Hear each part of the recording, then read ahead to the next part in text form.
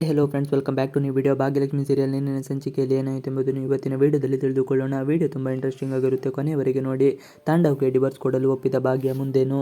ನಾನು ಇಲ್ಲದೆ ಅದು ಹೇಗೆ? ಇವರು ಮಕ್ಕಳನ್ನು ಅತ್ತೆ ಮಾವನನ್ನು ಸಾಕುತ್ತಾರೆ ಅನ್ನೋದೇ ಭಾಗ್ಯಗೆ ಬಹಳ ದೊಡ್ಡ ಪ್ರಶ್ನೆಯಾಗಿದೆ. ಇದರಿಂದ ಆತಂಕ ಕೂಡ ಮೂಡಿದೆ. ಶ್ರೇಷ್ಠಗೆ ಇದೀಗ ಆತಂಕ ಶುರುವಾಗಿದೆ.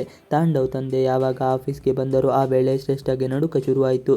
ಎಲ್ಲಿ ತಾಂಡವ್ ನನ್ನ ಮಾತು ಕೇಳದೆ ತಂದೆಯ ಮಾತನ್ನು ಕೇಳಿಬಿಡುತ್ತಾನೆ ಎನ್ನುವ ಭಯ ಶುರುವಾಗಿ ಬಿಡುತ್ತದೆ. ತಾಂಡವ್ ಮದುವೆ, ಡಿವೋರ್ಸ್ ಕೇಸ್ ಎಲ್ಲ ತಿಳಿದರೆ ಖಂಡಿತ ನಿನ್ನ ತಂದೆ ನಿನ್ನನ್ನು ಸುಮ್ಮನೆ ಬಿಡುವುದಿಲ್ಲ ಎಂದು ಗೆಳತಿ ಶ್ರೇಷ್ಠಗೆ ಹೇಳುತ್ತಾಳೆ. ಗೆಳತಿ ಮಾತು ಶ್ರೇಷ್ಠಗೆ ಇನ್ನಷ್ಟು ಆತಂಕ ತರುತ್ತದೆ. ಏನು ಮಾಡಬೇಕು ಎಂದು ದಿಕ್ಕು ತೋಚದೆ ಹಾಗೆ ಆಗುತ್ತದೆ. ಭಾಗ್ಯ ಮಾತಿಗೆ ಕುಸುಮ ಮಾತ್ರ ಸೊಪ್ಪು ಹಾಕದೇ ಇಲ್ಲ. ಭಾಗ್ಯ, ನೀನು ಮಾಡುತ್ತಿರುವ ಕೆಲಸ ಸರಿ ಇಲ್ಲ ಎಂದರೂ ಅದನ್ನು ಕೇಳುವ ಸ್ಥಿತಿಯಲ್ಲಿ ಭಾಗ್ಯ ಇರುವುದಿಲ್ಲ. ಗೊಂದಲ ಶುರುವಾಗುತ್ತದೆ. ತಾಂಡವ್ಗೆ ಭಾಗ್ಯ ಷರತ್ತು. ಇನ್ನು ಭಾಗ್ಯ ತಾಂಡವ್ಗೆ ಒಂದು ಕಂಡೀಷನ್ ಕೂಡ ಹಾಕುತ್ತಾಳೆ. ಅದೇನೆಂದರೆ, ನಾನು 7 ದಿನಗಳ ಕಾಲ ಮನೆಯಲ್ಲೇ ಇರುತ್ತೇನೆ.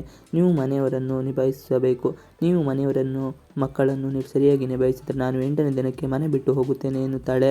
ಇದನ್ನು ಕೇಳಿದ ತಾಂಡವ್ಗೆ ಬಹಳ ಖುಷಿಯಾಗುತ್ತದೆ. ಅಂತೂ ಇಂತೂ ಭಾಗ್ಯ ನನ್ನ ಕಡೆ ಜೀವನದಿಂದ ಹೊರಗಡೆ ಹೋಗುತ್ತಾ ಇದ್ದಾಳಲ್ಲ ಎಂದು ಬಹಳದಿಂದ ಖುಷಿ ಪಡುತ್ತಾನೆ.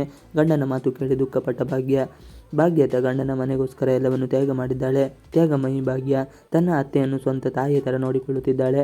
ಆದರೆ ತಾಂಡವ್ ಯಾವಾಗ ಶ್ರೇಷ್ಠ ಮೇಲೆ ಮನೆ ಸಾಯಿತು ಅಲ್ಲಿಂದ ಎಲ್ಲ ಬದಲಾಯಿತು. ಇದರಿಂದ ಭಾಗ್ಯ ಮೇಲೆ ತಾಂಡವ್ ಗಮನ ಇರಲಿಲ್ಲ.